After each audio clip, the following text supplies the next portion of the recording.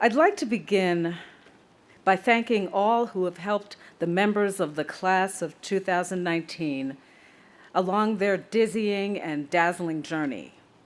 Faculty members who have dedicated their energy, talent, and compassion to your intellectual and personal development, and staff members who have cared for you and for our beautiful campus.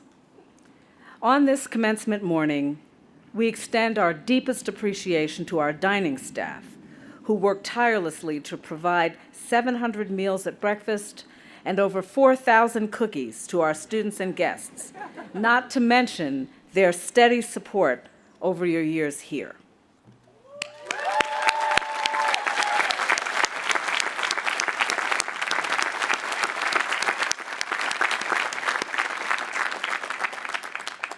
We thank the grounds and maintenance crews who set up over 2,200 chairs and installed this roof in this bucolic setting, as well as countless other setups and breakdowns over the course of this weekend.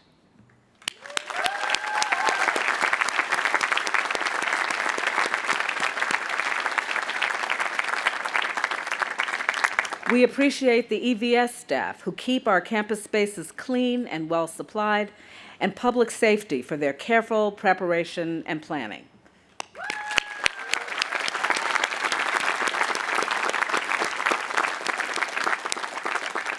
We thank Media Services and Communications who allow us to stream this ceremony so that a wide audience may celebrate with us.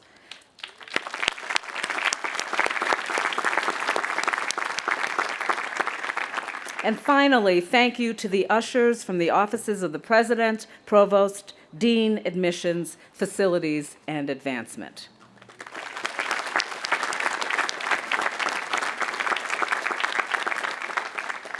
We also want to take this opportunity to say thank you to the friends who gathered today to be with you. No member of the graduating class has gone through this experience alone. Your friends have been with you in good times and have been by your side when you struggled. You will go on to make other friends, but if you are like so many other Swarthmore alumni, the friendships you've made here will last your lifetime.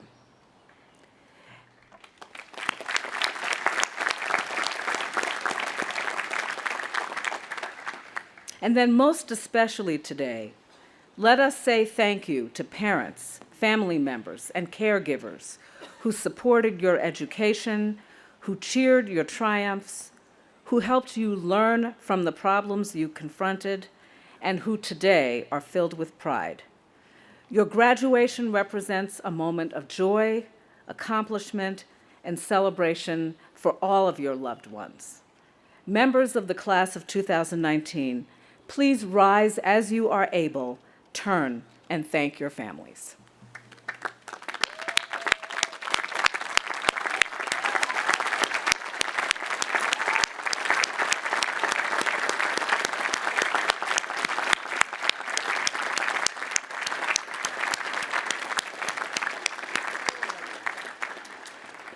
Okay, you may be seated. I ask our entire community, most especially students, faculty, and staff, to recognize with profound acknowledgement of their service the faculty who retire this year. Steph Bench, Professor of History, Ken Sharp, the William R. Keenan Jr. Professor of Political Science, and Kathy Sawicki, the Howard A. Schneiderman Professor of Biology.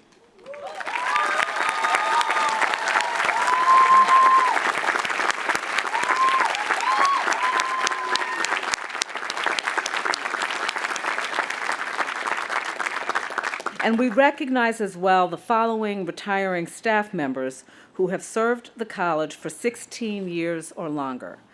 Dee Dee Beebe, Facilities, Melvin Carney, Environmental Services, Nancy Carroll, Economics, Claire Ennis, Facilities, Cynthia Jetter, the Lang Center, So Young Jones, Libraries, Rose Mayo, Sociology and Anthropology, Michael Rapp, ITS Client Services, Florence Ann Roberts, Advancement, Cheryl Robinson, Office Services, and Jeffrey Jockwith, Heat Plant.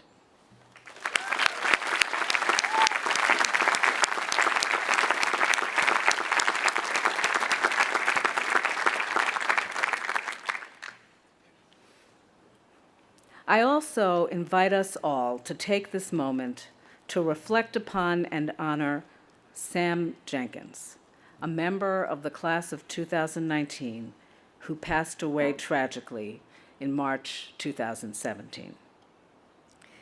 Sam was an extraordinary student whose spirit enriched and enlivened all who knew him. Stories abound of his many quiet acts of kindness and his willingness to help and reassure others. Sam was an active participant in the Swarthmore community as a member of the college's circus club and a goalie for the intramural hockey club. He also built his own motorcycle. A performer in Gamelan Samara Santi, Swarthmore's Balinese gamelan ensemble, Sam is remembered for his passion and curiosity about the music's cultural roots and for helping others learn how to play the instruments. As an ITS associate, Sam was a perfect fit for a position whose primary requirements matched several of his most distinctive attributes: a love of technology, an interest in helping people, and an uncanny ability to make everyone around him feel comfortable. His professors note his astute and ambitious academic work, as well as his ability to integrate narrative, visual art, performance, animation, and game design in imaginative, compelling ways. On May 2nd, the college honored Sam by placing prayer flags on McGill Walk. And most recently, on Thursday, May 23rd, the college organized a climbing wall as an activity during senior week to commemorate Sam and his love of climbing. We pause to remember him today. Sam will always be a member of the Swarthmore community. Please join me in a moment of silence in honor of Sam Jenkins.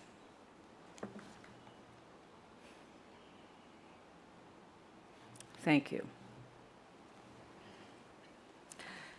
So last week, the big news from the world of higher education was Robert F. Smith's announcement that he and his family would pay off the entire student loan debt of the Morehouse College class of... Why are you giggling?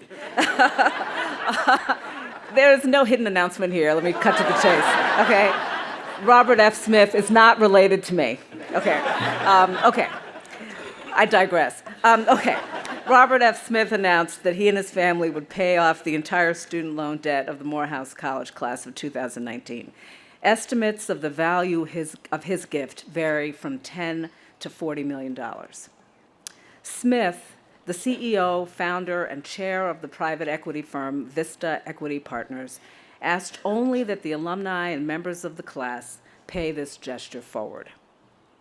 This extraordinary act brings to mind two other recent transformative gifts to institutions of higher education. In November 2018, Michael Bloomberg, businessman and former mayor of New York City, announced that he would donate $1.8 billion to Johns Hopkins University, his alma mater. His gift is dedicated to undergraduate financial aid and recruitment and will ensure that students who qualify for need-based aid will no longer have to take on loans as part of their financial aid packages. And last August, the NYU School of Medicine announced that it would offer full tuition scholarships to all current and future students in its MD program, regardless of need or merit, in an effort to attract a more socioeconomically diverse applicant pool and enable future medical students to pursue less lucrative medical specialties such as primary care, pediatrics, and obstetrics and gynecology. Now, these gifts tell us a bit about the role philanthropy has come to play in higher education.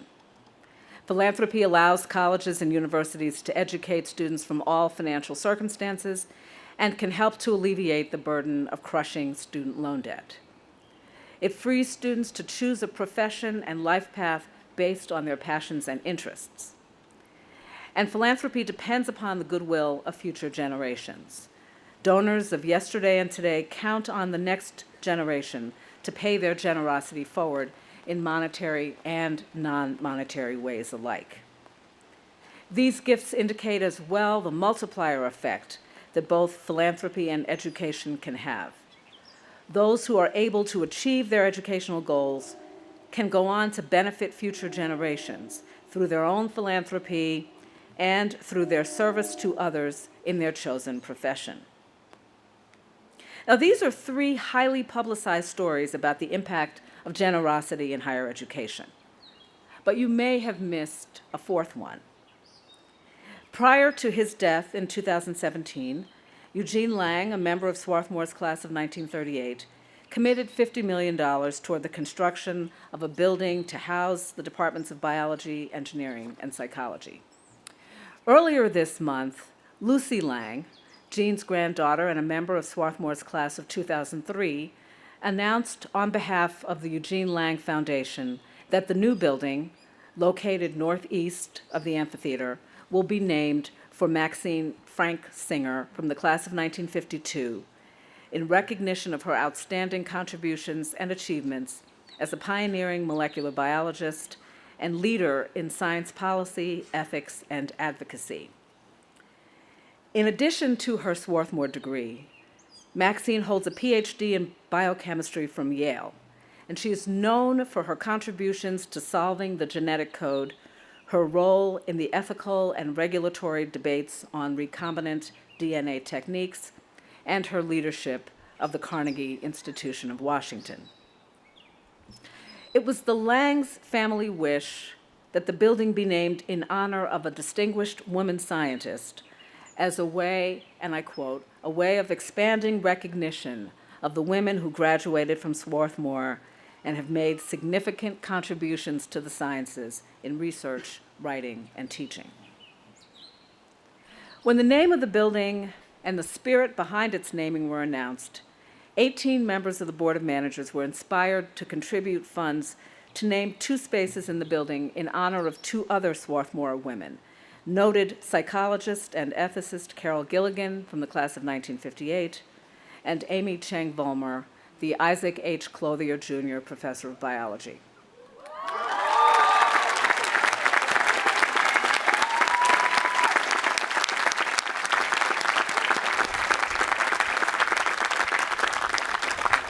We hope that others will be inspired to come forward and name spaces in the building for other influential Swarthmore scientists. Now, one might expect donors to name buildings or programs after themselves or members of their families. When a donor uses a gift to celebrate or highlight the achievements of someone else, however, that is a different kind of generosity indeed. It introduces a principle of naming that decouples the honoree from the munificence that made the gift possible. It is radical in its way because it honors the non-financial gifts that someone else has given the world. When Maxine Singer learned that the Lang family wanted to name the new building in her honor, she remarked that Swarthmore had a long history of producing outstanding women scientists.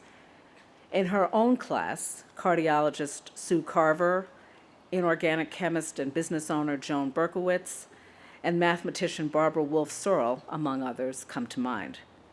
We might also think of astrophysicists Nancy Grace Roman from the class of 46 and Sandra Moore Faber from 66, seismologist Inez Cifuentes from the class of 75, linguist Barbara Hall Partee from 61, the Assistant Surgeon General Ann Schuckett from the class of 80, or recently retired or retiring professors Rachel Mertz and Kathy Sawicki, to mention only a few. These are all women who have contributed their gifts to Swarthmore and to the world, and who embody our responsibility to empower others and to serve the greater good. Colleges, universities, and other nonprofits require philanthropic support to survive and flourish.